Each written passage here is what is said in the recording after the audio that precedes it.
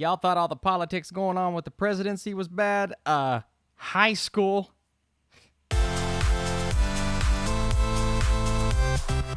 What is up, Netflix fans? Welcome back to my channel. As always, we're talking the brand new show or movie on Netflix, and today's show is The Politician Season 1, all 8 episodes. Just watched it, and I need you guys to comment your thoughts. Did you enjoy this show? Were you looking forward to it? And let's talk about it. So Peyton, a student from Santa Barbara, has known since age 7 that he's going to be the president of the United States. But first, he'll have to navigate the most treacherous political landscape of all, St. Sebastian High School. Do you guys remember a while back Ryan Murphy struck that huge deal with Netflix and he's just going to be churning out content? I believe The Politician is his first kind of foray into what we're going to be getting from the Ryan Murphy world on Netflix. It's a very interesting show that I was looking forward to. I really love the cast here. I'm a huge fan of Ben Platt ever since Pitch Perfect, but I just love the guy's personality. We know he's an incredible theater actor, and he brings it to this show along with Zoe Dutch and Lucy Boynton, and just a stacked cast with great talent, really solid showrunners. I like the creators and the people involved with the writing, and I enjoy the premise. Listen, if you think about it too hard, it's like, they're taking this high school presidential vote a lot more serious than pretty much everyone else in the world. But this is supposed to be that exaggerated Ryan Murphy-esque world that we live in and a lot of his creations, and that is definitely the case with this show. Most people will know what they're in for, but some people might come in thinking it's going to be a lot more serious than it ends up being. Now, not to say there aren't serious moments in this show, because we start off, right off the bat in the first episode, a very tragic thing is happening in these kids' lives, and you're just like, oh no, it's not another. Well, I don't want to make the other Netflix show comparison, but hey, if you've seen episode 1, you can probably think of the Netflix show I'm going to compare it to, because this is a non-spoiler review, as always. I'm not going to dive too deep into the plot, but I am going to hit on a few things that won't necessarily spoil the story. Like I said, the acting is really good, and while it is a bit more difficult to kind of get on board with Ben Platt's character in Peyton, he is a very, at first, a cold character, as in you don't really get inside his mind. You don't understand what he is thinking until he begins kind of speaking his mind to a particular figure whom keeps popping up throughout the entire series. It's kind of his voice of reason. It's someone that he cares deeply about, and between those exchanges, those conversations, you learn more about his character. Once again, it's not the most emotionally resonant character I've ever seen on screen, because he does do some very ruthless thing, as does pretty much everybody in this show. I mean, it's politics. It's kids running for president of this prestigious high school, and they take it a lot more serious. And like I said, listen, this is a completely over-exaggerated show. They treat this presidential election like an actual presidential election, I guess, which is great for them, right? And you can tell that there are only a select few students that actually care. I mean, you have the kids who are running, you have a few people who are extremely interested in what's going on with one side and then the other, and then you have the kids who just, they don't care. One decision I found really interesting is there is an episode within this 8-episode span told completely from the point of view from a random character just going about his everyday high school pubescent life, and the election is kind of going on in the background. And then these two candidates start actually fighting over who this particular character is going to vote for. And I found that decision to be fascinating, because it kind of detracted from the path that we were on, because it stopped focusing on all of these side stories and just told the story from this one guy's perspective going into this high school political race. Really interesting decision, and there are interesting decisions all around with this show. A lot of side plots, a lot of things happening, a lot of things going on. And at a point I sat back and I went, you know what? I think there's too many things happening within this show. I think if they would have focused a bit more on the actual story, aka the actual election between Peyton and Astrid, I would have been much more on board with that. Now, you do have both characters dabbling in some things that maybe they should not be dabbling in, and that causes some controversy within the election. But even then, beyond those storylines, you have a storyline with a character by the name of Infinity, her and her grandmother, and how that kind of plays into the election. I get it, she plays a role in the election, but once she is kind of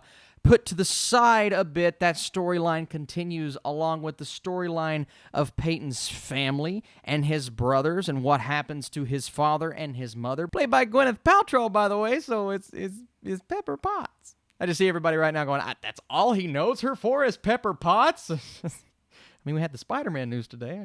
Now, like I said, it's overstuffed. I think my biggest problem with this season is it didn't feel as sincere as it was trying to be. It tries to be earnest. It tries to be honest. It tries to spread a political message of sorts, right? But it never quite hits those notes. It never feels like the emotion that it's trying to convey and display. It never feels like it hits the mark, and that could be because of the disconnect from the characters, because they really all have their issues, and I get it. You have convoluted and slightly corrupt characters, and that's the case with most movies and television shows nowadays, but this is a different case because we don't have that one character that just stands for truth and justice without actually doing something that's just not right. And I get it. It's a politician doing what a politician does. He's saying the exact same speech to a different person for the 6th time in a row, and he starts to get teary-eyed. And, that's kind of the shtick that they use all throughout this series, whether it is our main characters or the supporting players that are along on this just overall wacky and zany journey at points. I mean, this story, at one moment you can be emotionally resonating with the character because something tragic just happened in their lives, and there's a lot of tragedy within the lives of our characters. I mean, you have a character with cancer, you have a character that has just lost really everything important to him. You had a girl who, recently experienced the loss of her boyfriend, so a lot of different things going on in a lot of people's lives. So you have this seriousness, but then 10 seconds later, you have something completely over the top and maybe a joke that doesn't necessarily land, I think, as much or as hard as the filmmakers want it to land. And because of that, it's kind of an inconsistent tone all the way throughout. And it's just a lot. Like I said, a lot of things happening, overstuffed, a huge package of things that if you sift through, you may be able to find something that you latch onto. And I won't lie to you guys, I found a few things extremely interesting. But I'll say this, even though this season was full of elements that I thoroughly enjoyed, I am more excited about the possibility of a season 2 than what I got out of a season 1 because there's just so much going on over here. I like them to focus and hone in a bit more on what made season 1 good and do that in season 2. And we got a nice little setup in episode 8. Now, one thing I will say is the first 6, 7 episodes, they tell a story. The story ends not halfway through, but a little over halfway through, and then they continue on that story with other things happening that maybe aren't as important as these things that were happening in the first few episodes.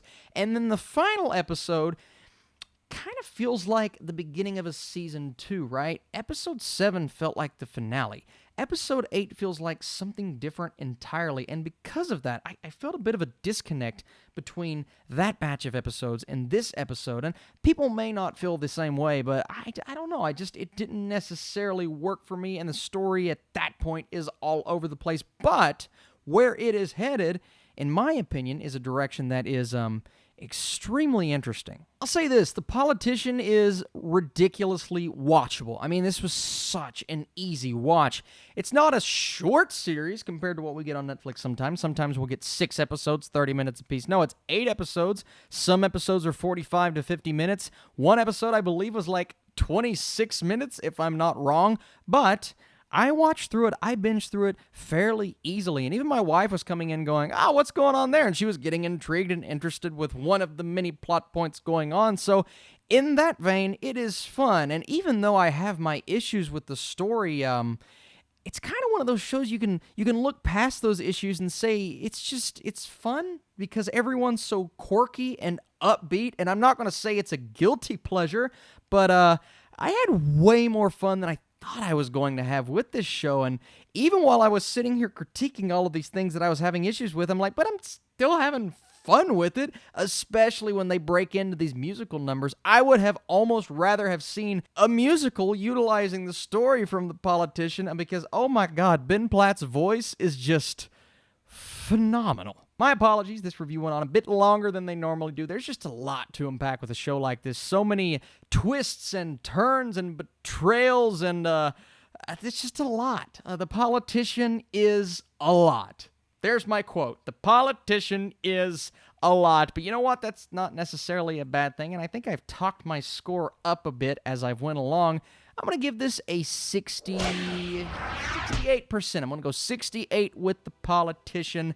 I like it the more that I talk about it, even though I acknowledge that there are clear issues I hope they take on, they perfect, and they get better with the Season 2, because it's Ryan Murphy, you know Season 2 is coming. But hey, there are some really fun elements with The Politician. It's just extremely quirky, and if you're not on board for that, then this is not going to be a show that you gravitate towards. Let me know in the comments down below, did you enjoy this show, and have you checked out my other Netflix reviews that have dropped this weekend, along with the brand new show on the Schmoes Know podcast feed called Clicking and Streaming, where every single week we recap the brand new thing that dropped on whatever streaming platform we want to talk about. Thank you guys so much for watching this video. If you enjoyed it, be sure to hit that thumbs up button. It supports this channel, along with my stuff going on Patreon, and down below this video you guys can see some merchandise. Thank you so much for everything that you do for me. More videos to come this weekend, and I will talk to you guys very soon.